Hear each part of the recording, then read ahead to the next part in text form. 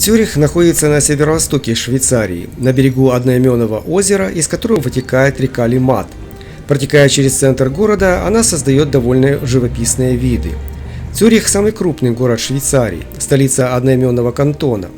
Здесь проживает более 450 тысяч человек.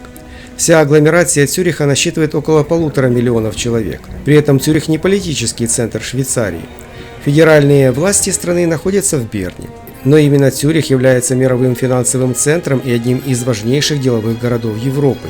Здесь находятся ведущие банки страны и штаб-квартиры международных компаний. Старый город Цюриха довольно атмосферный. На мой взгляд, по красоте он уступает Люцерну и Берну, однако в нем есть особая привлекательность и своеобразие. Это город, где средневековые улицы соседствуют с дорогими бутиками, старинные храмы с деловым ритмом современного мира, а спокойствие воды и старых зданий удивительным образом объединяют, казалось бы, совершенно несовместимые понятия.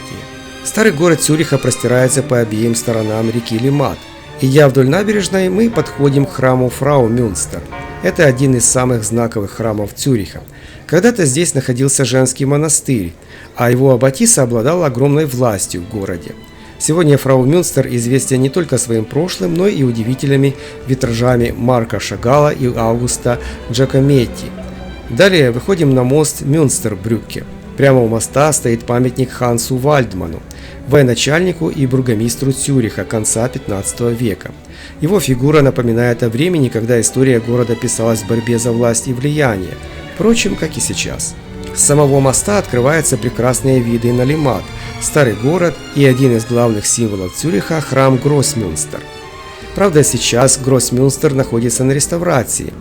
Рядом с Гроссмюнстер у моста Мюнстербрюкке находится Вассеркирхе, в переводе «церковь на воде». Когда-то этот храм стоял на небольшом островке на реке Лимат. Это одно из самых древних мест Цюриха. Нынешнее здание относится к 15 веку, но история этого места уходит в раннее средневековье. По живописным узким улочкам идем вглубь старого города. За спокойными фасадами домов здесь скрываются захватывающие истории и драматические судьбы людей. Вот приближаемся к церкви Святого Петра. Это старейшая приходская церковь Цюриха, а ее огромный циферблат диаметром почти 9 метров считается крупнейшим среди церковных часов Европы. Первые стены храма были возведены еще в IX веке, а сам он неоднократно перестраивался на протяжении столетий. Реформация сильно изменила эту церковь, поэтому внутри она выглядит скромно и сдержанно.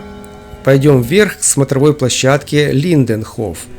Рядом с ней находится памятный знак о самом древнем Цюрихе, надгробие маленького мальчика по имени Луций Эли Урби. Этот римский камень II века нашей эры стал первым письменным упоминанием о городе. Здесь высечено название Турикум. Так римляне называли здешнее поселение 2000 лет назад. На самой площадке Линденхоф стоит фонтан Хедвиг. Легенда гласит, что в 1292 году женщины Цюриха в доспехах вышли на городские стены и ввели в заблуждение армию Габсбургов, заставив их поверить, что прибыло подкрепление. Так они спасли город. Со смотровой площадки хорошо виден весь город. Видно, какой он красивый и разнообразный.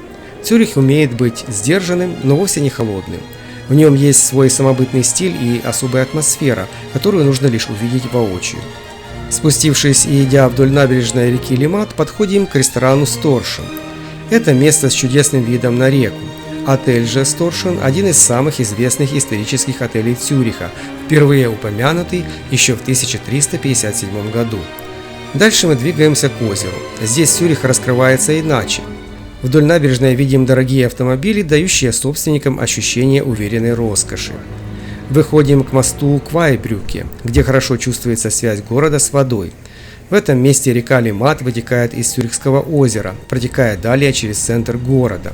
С моста открывается один из самых красивых видов на Цюрих.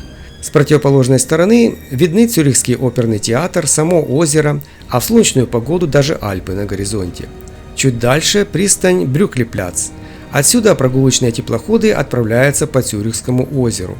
Здесь понимаешь, что Цюрих – это не только банки и старинная архитектура, но еще и красивые озерные пейзажи. Приезжайте!